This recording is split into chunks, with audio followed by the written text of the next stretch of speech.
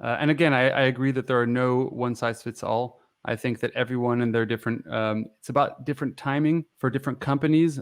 And I think that, you can also take some investment from the beginning from your family, then go on to getting some angel investment, then go on to getting some VC money, then, becoming $1 billion company. You could also choose to just not raise any capital. I mean, I've made actually a conscious choice with my co-founder right now to not take any capital. Why? Because we don't need it. And I think there's this narrative that's happening where it's like, you need to raise money. If you have a startup, you need to raise money. And that's a narrative we have to kind of change. I mean, I can't tell you how many times you also just read these narratives. It was like, I think it was like this pitch deck I saw, and it was from the guys who used to run Pagar Me, who's a Brazilian. It's Brex. So Brex, and it was like the 14-slide pitch deck to raise $75 million. It's like, well, no wonder founders are focused around like polishing pitch decks instead of building companies, if that's the kind of narrative you're giving them, right?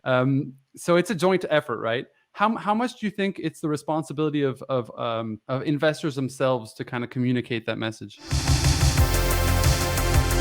As Manuel said, we are super upfront about the types of businesses that we want to invest in. That's all over our website. That's what you'll experience when you speak to us. How much we can further push that into the ecosystem, I'm not sure. So definitely founders need to educate themselves as well that VCs want to invest in solid businesses, not fancy pitch decks, essentially. Yeah, I think I just want to say something to the entrepreneurs that may be watching this that are early on their journey, right? So really imagine if they're just starting out, maybe coming from a corporate job or coming from something that they feel that they've never done a business before. Maybe they've sold some things online, and thought, wow, that could be an opportunity.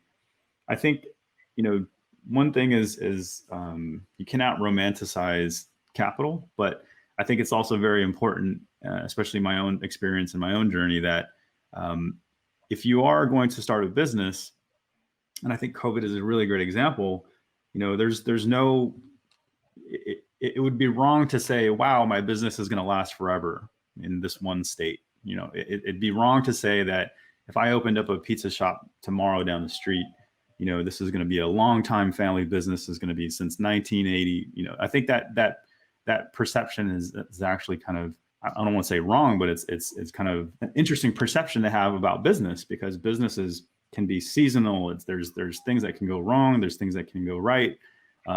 So if you don't have experience right now with running a business, start small, and that's what no code can do. It's like you can get your feet wet without a lot of risk. So in order to build a product today, it's a lot less than $100,000 to do.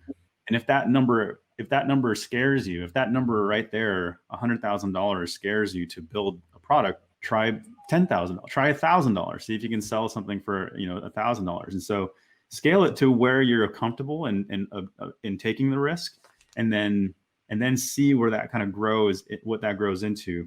And then once it reaches a point where you feel as though this is going to take off, that's when you should that's when you can develop some relationships with capital partners and say, hey, I think I'm raising toward a certain amount. How much is my business worth? I think in the private equity world, just to give a rule of thumb, a 3x is a great business. SaaS businesses can kind of go. And what I mean by 3x is if you wanted to sell your business tomorrow and you're making $1,000 a month, so that's $12,000 a year, you would kind of do a really quick math and say, all right, cool, my business could be $36,000. Kind of do a 3x on your business.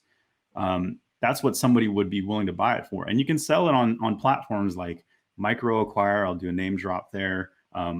Empire Flippers. You can build businesses and buy businesses now that are really kind of smaller running SaaS companies, and then sell them. My message there is start small, see how that works. Like there's activity at the smaller levels where you can buy and sell businesses. And then the next portion is, if you are interested in no code, the platforms, I think don't fall in love too much with the latest and greatest. Just come up with a stack, design your own stack, design something that really works for you, whether you need signups, do you need subscriptions, do you need, do you need a wonderful interface, and enter it that way. I think this might be like confusing a lot of people, where venture capital kind of is this like romantic thing in the sky where like, what people are trying to go for, but really we're just here to help. We're here to help your business grow. And you can have really great examples like indie hackers. Oh, so Lacey was on last episode, and I think she's an indie hackers person as well. I hang out in the indie hackers platform. We Are No Code is a great learning platform, but the indie hackers platform connects you with a potential co-founder if you're looking for more of a technical person, or if you need to learn what a stack looks like in your business. They give you all the information. And then at the funding level, or at the money level, I think we are going to see $1 billion solo entrepreneur business, and I'm really confident that is going to occur like in the next 5 years, really simply because of these platforms. But it's not solely because of the platform. I think it's Manuel said a lot, very clearly. It's the community that you build around it, and your skills with the community, and then how large can you scale that community with the no-code tool without having to hire, a full DevOps team and a tech team and PR team, a marketing team, accountant, a lawyer. All that stack, that full business stack, can be done with nothing. I'm running Action Ventures actually with a lot of no-code tools. So there you go. Yeah, I think a lot of people are. Yeah, and I love that quote that you I'm going to make it a quote, but it's basically think big, start small. It's like, have that vision of what you want this to become, but understand that maybe right now is not the right time to go and run after VCs when you're not at all ready for that yet.